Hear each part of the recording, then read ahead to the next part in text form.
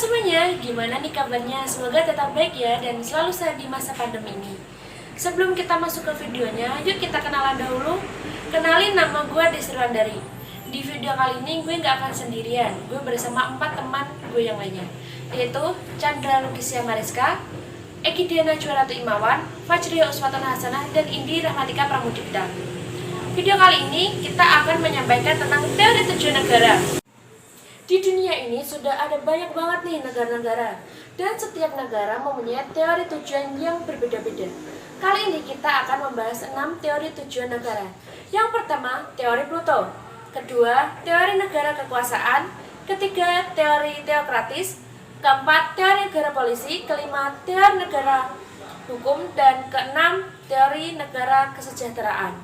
Teori Pluto adalah teori yang bertujuan untuk memajukan kesesuaian manusia, baik secara individu ataupun sebagai makhluk sosial. Untuk teori yang lainnya akan dijelaskan oleh teman-teman saya.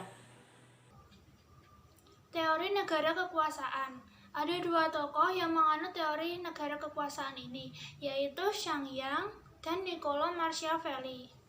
Menurut Zhang Yang, tujuan negara adalah menciptakan kekuasaan yang sebesar-besarnya dengan cara menyiapkan tentara yang kuat, berdisiplin, serta dapat menghadapi segala kemungkinan sehingga dapat menciptakan negara yang kuat.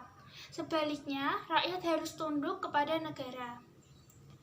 Senada dengan Zhang Yang, Niccolo Machiavelli juga berpendapat bahwa tujuan negara adalah menghimpun dan memperbesar kekuasaan negara agar tercipta kemakmuran, kebesaran, kehormatan, dan kesejahteraan rakyat. Teori teokratis atau kedaulatan Tuhan. Menurut teori teokratis, tujuan negara adalah untuk mencapai penghidupan dan kehidupan aman, serta tentram dengan taat kepada dan di bawah pimpinan Tuhan. Pimpinan negara menjalankan kekuasaannya hanyalah berdasarkan kekuasaan Tuhan yang diberikan kepadanya. Di antara para filosof yang menganut teori ini adalah Thomas Aquinas dan Augustinus. Teori negara polisi. Teori negara polisi ini bertujuan untuk menjaga keamanan dan ketertiban negara, serta melindungi hak kebebasan warganya. Maka dari itu, kita perlu membentuk peraturan perundang-undangan yang mencerminkan kehendak seluruh rakyat. Di sisi lain, negara tidak boleh ikut campur dalam urusan pribadi dan urusan ekonomi rakyat. Teori ini digulirkan oleh Immanuel Kant. Teori negara hukum. Dalam pandangan teori negara hukum, negara bertujuan menyelenggarakan ketertiban hukum dengan berdasarkan dan berpedoman pada hukum. Dalam negara hukum, segala kekuasaan alat-alat pemerintahnya didasarkan atas hukum. Semua orang tanpa terkecuali harus tunduk dan taat pada hukum. Hanya hukumlah yang berkuasa dalam negara itu.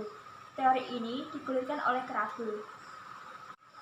Teori negara kesejahteraan. Tujuan negara menurut teori ini adalah untuk mewujudkan kesejahteraan umum. Dalam hal ini, negara dipandang sebagai alat untuk mencapai tujuan bersama, yaitu suatu tatanan masyarakat yang di dalamnya terdapat kebahagiaan, kemakmuran, dan keadilan sosial bagi seluruh rakyat negara tersebut. Pencetus teori ini adalah Mr. Kananburg. Nah, itulah video dari kami. Semoga kalian paham ya apa yang kami sampaikan. Dan menurut kalian, teori mana nih yang cocok buat negara Indonesia? Yuk tulis di komen. Dadah!